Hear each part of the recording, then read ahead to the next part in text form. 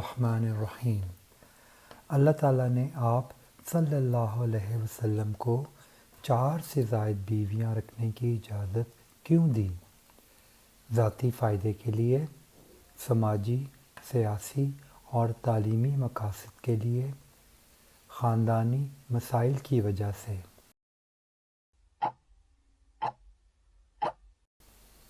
سماجی، سیاسی اور تعلیمی مقاصد کے لیے۔ حضرت عائشہ رضی اللہ تعالی عنہا سے کتنی احادیث مروی ہیں؟ تقریباً 4400، تقریباً 3300، تقریباً 2200، تقریباً 2200۔ آپ صلی اللہ علیہ وسلم کی پہلی شادی کس عمر میں ہوئی؟ 30 سال، 25 سال، 35 سال؟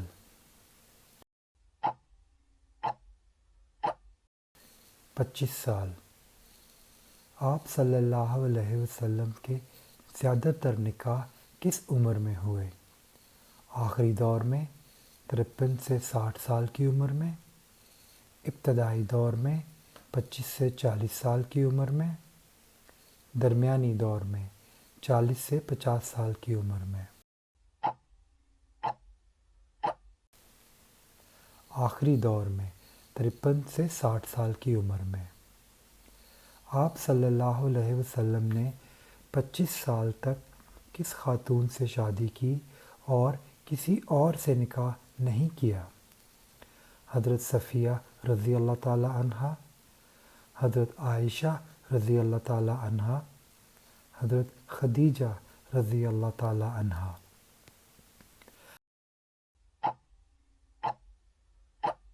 حضرت خدیجہ رضی اللہ تعالی عنہا۔ حضرت زینب بنت جحش سے نکاح کا مقصد کیا تھا؟ عرب کے ایک غلط رواج کو ختم کرنا، ذاتی خواہش، مالی فائدہ؟ عرب کے ایک غلط رواج کو ختم کرنا۔ حضرت عائشہ رضی اللہ تعالی عنہا کے علاوہ آپ صلی اللہ علیہ وسلم کی بیشتر بیویاں کون سی تھیں؟ بیوہ اور ضعیف العمر، نوجوان اور کنواری، مالدار اور خوشحال؟ بیوہ اور ضعیف العمر۔ آپ صلی اللہ علیہ وسلم کا حضرت جویریہ رضی اللہ تعالی عنہ سے نکاح کے بعد کیا ہوا؟ جنگ شروع ہو گئی، مال غنیمت بڑھ گیا، بنو مستلق کے 100 خاندان آزاد کر دیے گئے۔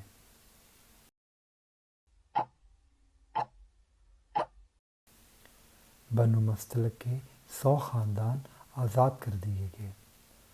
آپ صلی اللہ علیہ وسلم کے نکاحوں کا ایک تربیتی فائدہ کیا تھا؟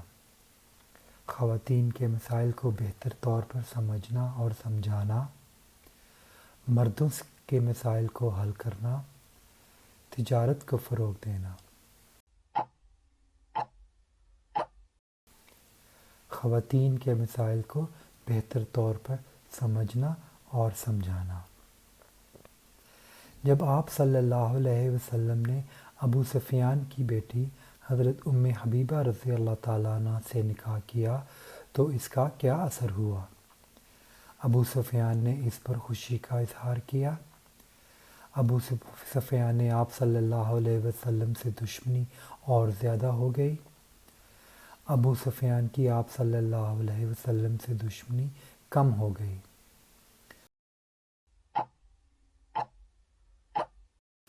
ابو سفیان کی آپ صلی اللہ علیہ وسلم سے دشمنی کم ہو گئی۔ آپ صلی اللہ علیہ وسلم نے اعلان نبوت کے بعد قریش کے سرداروں کی کس ایک پیشکش کو بھی ٹھکرا دیا؟ مال و دولت کی پیشکش، عرب کے حسین ترین عورتوں سے نکاح کی پیشکش، حکومت کی پیشکش؟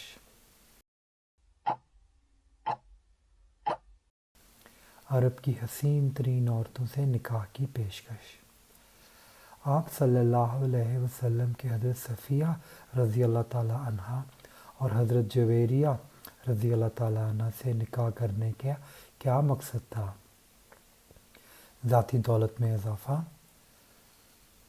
باندیوں کو آزاد کر کے نکاح کرنے کی ترغیب دینا، عربوں میں اپنی طاقت کو بڑھانا۔ باندیوں کو آزاد کر کے نکاح کرنے کی ترغیب دینا۔ آپ صلی اللہ علیہ وسلم کو دشمنوں نے ہر ممکن تکلیف پہنچائی اور بلا بھلا کہا، لیکن کن باتوں کا الزام کبھی نہیں لگایا؟ جادوگری کا، شاعری کا، ہوس پرستی کا۔